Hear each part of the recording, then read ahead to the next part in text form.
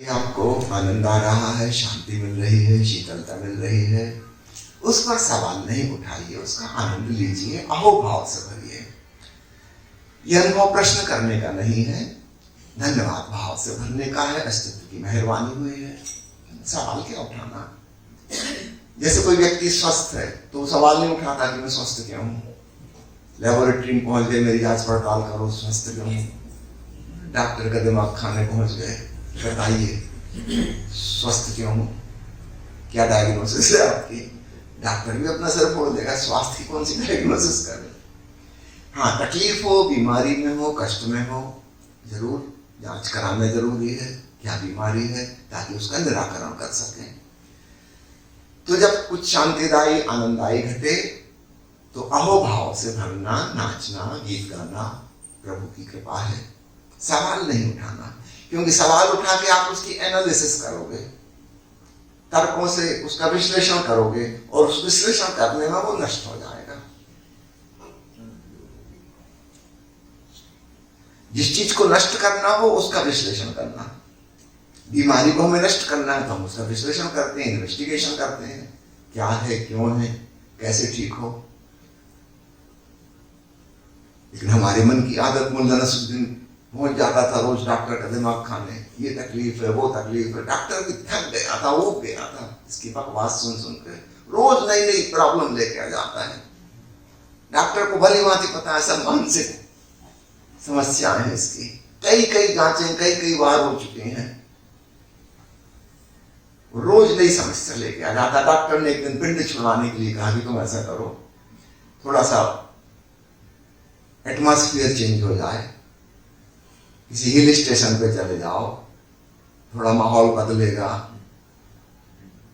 वहां जाके तुम्हें अच्छा लगेगा।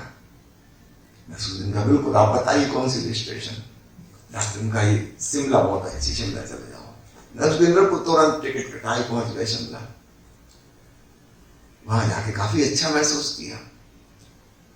2 घंटे बाद डॉक्टर को फोन किया, डॉक्टर साहब बहुत अच्छा लग रहा है, अब बताइए कौन सी जांच करवाऊं। क्या डायग्नोसिस है आपकी। तो ऐसे सरसरी लोग होते हैं, अच्छा लगने की विश्लेषण करने में लग जाते हैं। नहीं, ये भूल नहीं करना।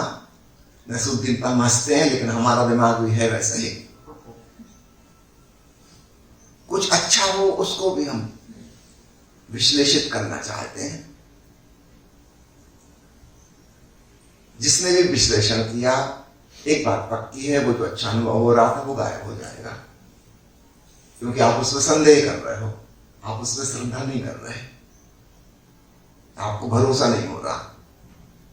और जिस चीज पे हम संदेह का जहर छिड़केंगे वो पौधा मर जाएगा। जहां हम श्रद्धा का पानी सींचेंगे, खाद डालेंगे, वो पौधा बढ़ जाएगा। दुनिया में अधिकांश लोगों की श्रद्धा निगेटिव चीजों पर है। एक आदमी आके आपसे प्रेम से नमस्कार करता है, गले मिलता है, 2-4 मीठी बातें करता है, आपको शक पैदा हो जाता है कि जरूर कोई चाल है, बड़ा मीठी मीठी बातें कर रहा है। शक, हमें उसकी अच्छाई पे भरोसा नहीं है।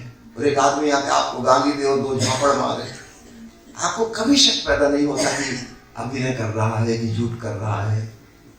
नहीं, बुराई में हमें पूरी श्रद्धा है। इसका क्रोध को हम पूरा मानते हैं कि पक्का क्रोध है, इसने गाली दी है, इसमें हमें पूर्ण भरोसा है। और किसी ने तारीफ कर दी है, हम शंका की दृष्टि से देखेंगे। इसका मतलब दुर्गुणों पे हमें श्रद्धा है, बुराइयों पे हमें श्रद्धा है।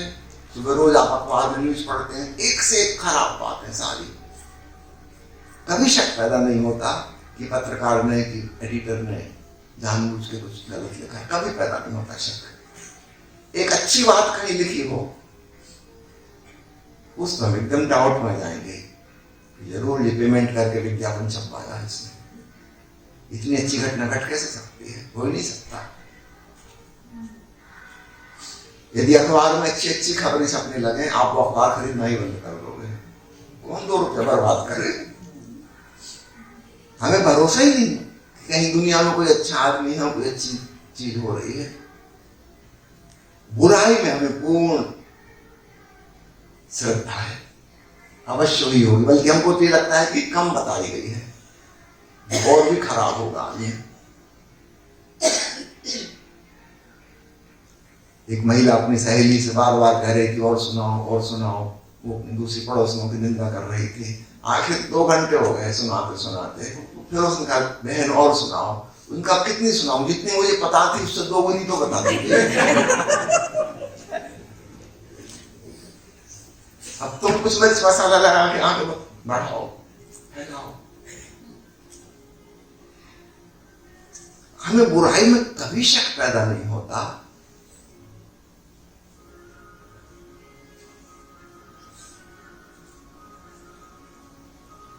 भलाई में बहुत शक पैदा होता है, न केवल दूसरों के बारे में, खुद के बारे में भी। जब हमको कुछ अच्छा सुंदर अनुभव घटता है, उसको भी हम शंका की दृष्टि से देखते हैं। कितने लोग मेरे पास आके कहते हैं कि ध्यान में ऐसा ऐसा ऐसा हुआ, कहीं मैंने कोई सपना तो नहीं देख लिया। अपने ऊपर भी शक है कि हमको अच्छा अनुभव हो कैसे सकता है।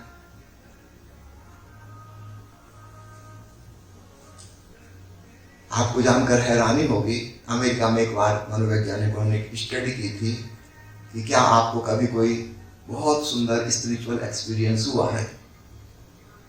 उस पर नाम नहीं लिखा गया था, क्योंकि अधिकांश लोगों ने कहा कि आप हमारा नाम डिस्क्लोज नहीं करिए। हैरानी की बात है कि 30% लोगों को कभी ना कभी कुछ अद्भुत और अलौकिक अनुभव हुआ है, लेकिन उनका कहना है हमने किसी को बताया नहीं। क्योंकि आप सर्वे कर रहे हैं तो हम बता रहे हैं। कुछ अलौकिक, कुछ रहस्यमय, अत्यंत आनंद अतिरेक से भर देने वाला अनुभव हुआ, लेकिन हम किसी को बताना नहीं चाहते, क्योंकि लोग कहेंगे पागल हो गए, ऐसा कैसे हो सकता है। हमको खुद ही को शक होता है, कहीं हमने सपना तो नहीं देख लिया।